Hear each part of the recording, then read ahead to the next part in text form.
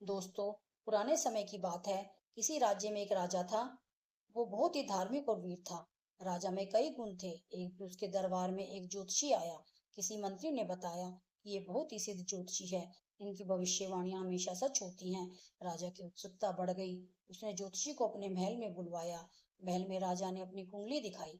ज्योतिषी बहुत देर तक कुंडली का अध्ययन करता रहा।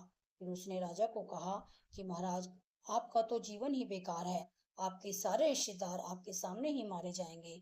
आप अपने वंश में अकेले रह जाएंगे। ज्योतिष की बात सुन राजा को बहुत धक्का लगा।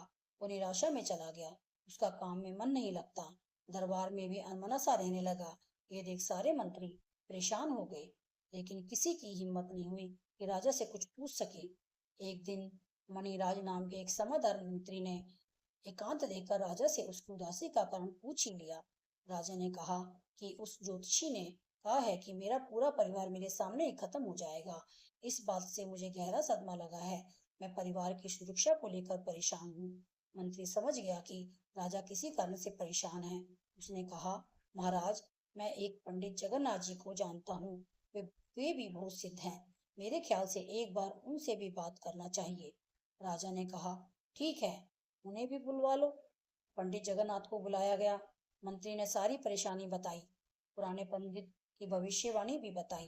पंडित जगन्नाथ ने राजा की कुंडली देखी। उसने पाया कि पुराने पंडित ने सही भविष्यवाणी की। लेकिन अब तो राजा को ये बात नहीं बता सकता था कि उसके सारे रिश्तेदार उसके सामने ही मर जाएंगे, और वो कोई झूठ भी नहीं बोल सकता था। उसने 2 घड़ी विचार किया, फिर चेहरे पर चमक लाकर बोला, महाराज, आपकी कुंडली में तो दुख का कोई योग है ही नहीं। आप लंबे समय तक राज करेंगे। आपका राज्य लगातार बढ़ेगा। सालों साल आप सिंहासन की शोभा बढ़ाएंगे। धन और आयु में भी आप अपने पूरे कुटुंब में सबसे आगे रहेंगे। आपकी जितनी आयु पूरे कुटुंब में किसी के भाग्य में नहीं होगी। आपकी कुंडली में मुझे कुछ गलत नहीं दिख रहा। पंडित जगन्नाथ ने पुराने पंडित की बात दोहराई कि राजा के जीते जी उसके सारे रिश्तेदार मर जाएंगे।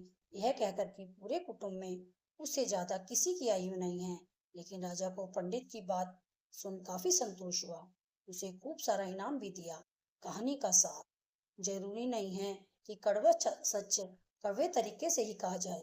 कई बार बोलने का तरीका बात के असर को बदल देता है। अगर सच्चाई कड़वी है या कोई कठोर सत्य है, तो उसे भी हल्के तरीके से बताया जा सकता है। दोस्तों, अगर आपको हमारी यह कहानी पसंद आई हो तो इसे लाइक कीजिए, शेयर कीजिए और सब्सक्राइब कीजिए। धन्यवाद।